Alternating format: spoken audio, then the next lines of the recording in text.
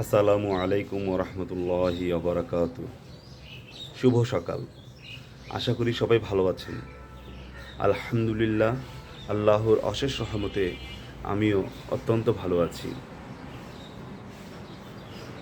তো আমাদের মধ্য থেকে বই পড়ার অভ্যেসটা একেবারেই চলে গেছে।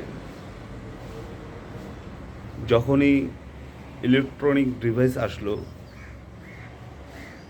ঠিক তখন থেকে বই পড়ার অভ্যেস অনেকটাই বিলীন হয়ে গেছে। আগে দেখা যেত বন্ধুরা মিলে প্রতিযোগিতা করে বই শেষ করত, যে এই সপ্তাহে কে কয়টা বই শেষ করতে পারে, এবং ওই বইয়ের বিষয়গুলো নিয়ে গল্প হতো, আড্ডা হতো।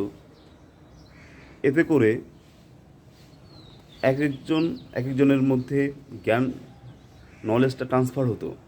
কিন্তু আজ কে কত লাইক পেল, কার ভিডিও কত ভিউ হলো, কে কত ভাইরাল হলো, এগুলো নিয়ে আলোচনা। এতে আমাদের জ্ঞান মোটেই বাড়ছে না, বরং দিন দিন ক্রমান্বয়ে কমে যাচ্ছে। দেখুন, আজকে যদি আপনি বই পড়ি, ঠিক আমাদের পরবর্তী জেনারেশন, আমাদের সন্তানরা দেখে দেখে শিখবে এবং তারাও বই পড়তে উদ্বুদ্ধ হবে। তো আসুন প্রতিদিন ভালো কিছু বই পড়ি, ভালো লেখকের বই পড়ি।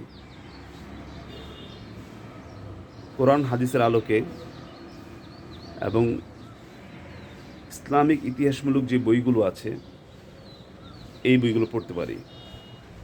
তার মধ্যে মাওলানা তারিক জামিল সাহেবের বই, আল্লামা তাকি উসমানী সাহেবের বই, প্রফেসর হামিদুর রহমান সাহেব রহমতুল্লাহ আলাহির বই,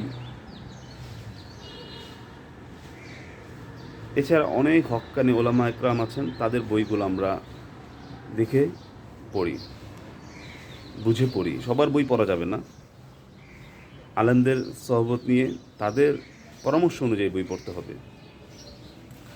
এছাড়া নিজেকে মোটিভেটেড রাখার জন্যে আমরা ভালো কিছু মোটিভেশনাল বই পড়তে পারি, যা আমাদের মনন জগৎকে আরও স্ট্রং করবে, আরও বেশি আমরা অ্যাক্টিভ থাকতে পারবো, আরও বেশি আমরা প্রোঅ্যাক্টিভ হয়ে কাজ করতে পারবো। তো এইভাবে আমরা চিন্তা করতে পারি।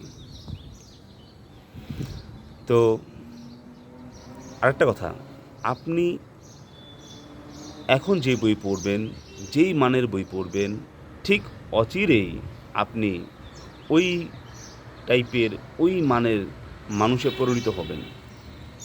একটি ভালো বই, আপনার ভালো বন্ধু, যে আপনাকে একটি ভালো দিক নির্দেশনা দিয়ে আপনার সামনের পথ চলাকে সহজ করে দেবে। ভালো থাকুন, সুস্থ থাকুন। ইনশাল্লাহ কথা হবে আবার। আসসালামু আলাইকুম ওরহমতুল্লাহি ওবরাকাতুহু।